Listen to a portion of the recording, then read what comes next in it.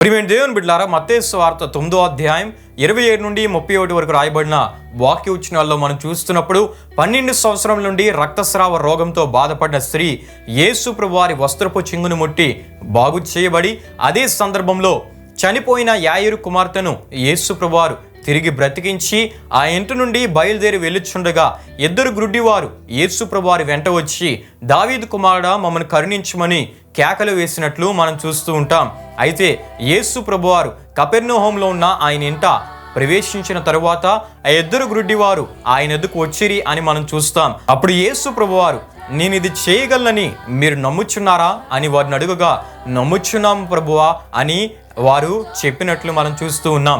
అప్పుడు యేసు ప్రభువారు వారు కన్నులు ముట్టి, మీ నమ్మిక చొప్పున మీకు కలుగునుగాక అని చెప్పినంతలో వారి కన్నులు తెరవబడును అని మనం చూస్తూ ఉంటాం. ఈ రీతిగా ప్రియమైన దేవుని బిడ్డలారా, యేసు ప్రభువారి దగ్గరికి నమ్మికతో వచ్చి ఆయన అసాధ్యమైన కార్యములను చేయగలడని నమ్మిన ఇద్దరు గ్రుడ్డివారు చూపును పొందుకొని తిరిగి వెళ్ళారు. అంటే యేసు ప్రభువారి దగ్గరికి వచ్చిన వారు కార్యమును పొందుకొని, యేసు ప్రభువారి దగ్గరికి వచ్చిన వారు అద్భుతాన్ని పొందుకొని వారు తిరిగి వెళ్ళినట్లు మనం చూస్తూ ఉన్నాం. ప్రియమైన దేవుని బిడ్డలారా, ఈ అద్భుతమైన సందర్భం మనకు తెలియజేసే అద్భుతమైన సత్యాలు ఏమై ఉన్నాయంటే, మొట్టమొదటిగా ప్రియమైన దేవుని బిడ్డలారా, ఇద్దరు గురుడి వారి మొరను యేసు ప్రభువారు తృణీకరించక వారి మొరకు స్పందించి వారి మీద కనికరపడి వారిని స్వస్థపరిచిన గొప్ప దేవునిగా దేవుని వాక్యంలో మనం చూస్తూ ఉంటాం.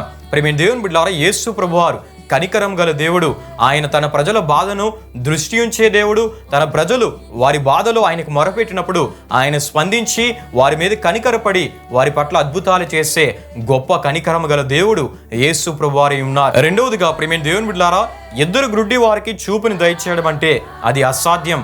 కానీ ఇటువంటి అసాధ్యమైన కార్యాన్ని యేసు ప్రభు చేయగలడని ఆ ఇద్దరు గ్రుడ్డివారు నమ్మారు. వారి నమ్మిక చొప్పున యేసు ప్రభువారు వారి పట్ల అసాధ్యమైన అద్భుతాన్ని జరిగించి వారికి చూపును అనుగ్రహించినట్లు దేవుని వాక్యంలో మనం చూస్తూ ఉంటాం. ప్రియమైన దేవుని బిడ్డలారా, మన జీవితాల్లో కూడా మనం ఎప్పుడైతే ఈ ఇద్దరు గ్రుడ్డి వారి వలె దేవుడు ఏదైనా చేయగలడు, ఆయనకు సమస్తము సాధ్యమే అని ఎప్పుడైతే మనం నమ్ముతామో, వీరి వలె మనం కూడా మన జీవితాల్లో అసాధ్యమైన అద్భుతాలు మనం పొందుకోగలం. ఎందుకంటే దేవుని వాక్యం సెలవిస్తుంది, మార్కు సువార్త 9వ అధ్యాయం 23వ వచనంలో, నమ్ముట నీ వలనైతే నమ్మువానికి సమస్తము సాధ్యమే అని. అదేవిధంగా మార్కు సువార్త 10వ అధ్యాయం 27వ వచనంలో మనం చూస్తే, ఇది మనుషులకు అసాధ్యమే గాని దేవునికి అసాధ్యము కాదు, దేవునికి సమస్తము సాధ్యమే అని మనం చూస్తూ ఉంటాం. ఆమె